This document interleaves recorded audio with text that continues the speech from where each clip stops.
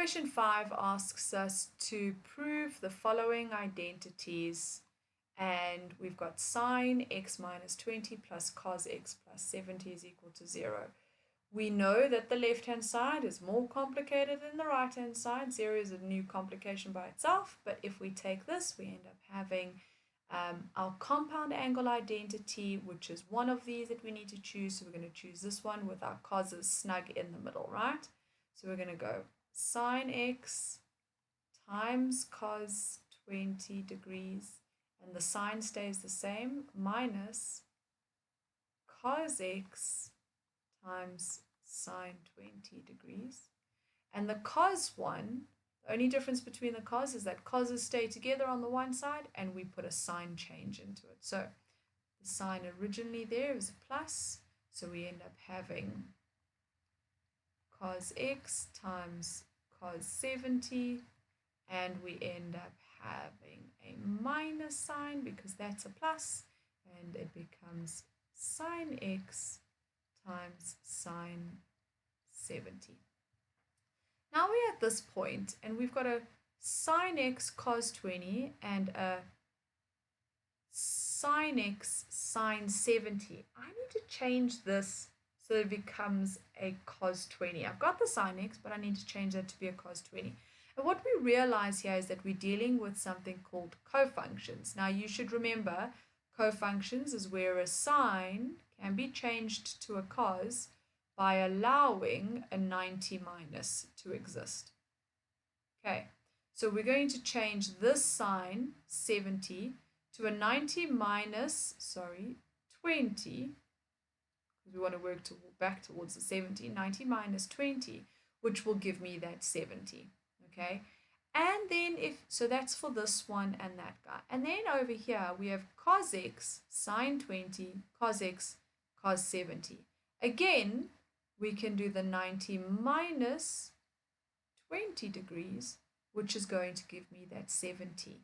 Okay, that I want, that's how I get the 70. I can expand it into that. And this cos is then going to become a sine. So let's go apply that. Cofunctions.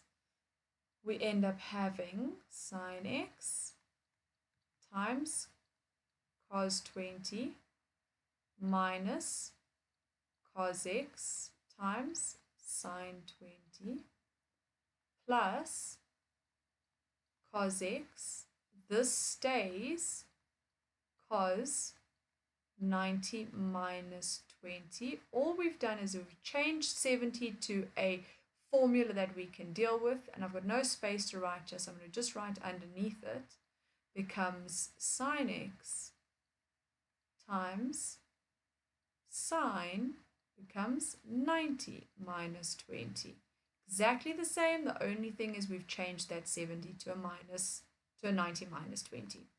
So this ends up simplifying down to sine x times cos 20, nothing changes, minus cos x times sine 20 plus cos x, cos 90 minus 20. That 90 minus allows me to change my cos, and 90 minus, remember your Cartesian coordinate, 90 minus goes that way, and all the ratios are positive there. So it's going to become a positive sine, and we take the reduction angle that we're reducing it to, 20, and we're going to minus sine x, and I'm going to cram it in. This sine x 90 minus 20 ends up being a cofunction. 90 minus makes all of them positive in that quadrant, and we're going to reduce that to a positive cos 20 degrees. And what we end up realizing is this term, sine x cos 20 minus sine x cos 20 cancels each other out, and this term minus cos x sine 20 plus cos x sine 20 cancels each other out. And that is the way that we prove our left-hand side is equal to our right-hand side, because it's equal to 0. They all cancelled each other out. This is tricky. Kids end up messing this up a little bit. You can, if you're smart enough, do it in this first step. Change this whole guy to a x minus 20 straight away, and then you don't have to do your your compound angle expressions going forward. But I find that you guys mess up on this x plus 70 with the minus distributing through, and then you don't do it right. So do it the long way, that way you ensured your marks. Might run out of time, but try and show your marks more.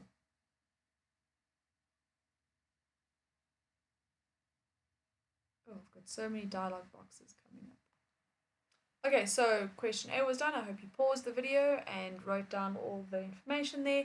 Let's try and prove question 5. Now, remember, we always take the more difficult side and we try and expand that until we can't anymore, then we take the opposite side. But in this case, we've got two challenging sides. I've got 2 cos squared 45 degrees minus x equals to sine x plus cos x all squared.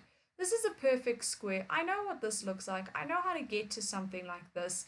So this side is actually more challenging for me. I want to see how I can fiddle with the left-hand side and see what I can do with this left-hand side and how I can reduce it to an item that actually makes some sense to me. Because right now this is gibberish. This is not so much gibberish to me. So this one's a lot of gibberish.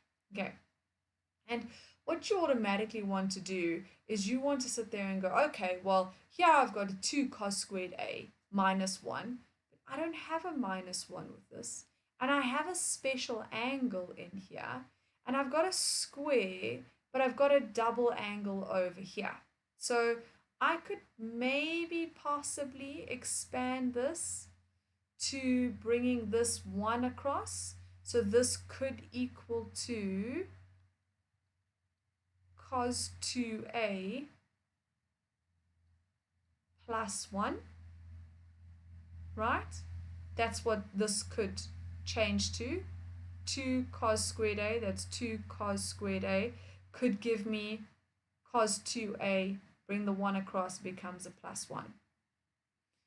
Now, I don't have an angle A in this regard, so I need to change that out. I need to put it in terms of the angle that I actually have in this question.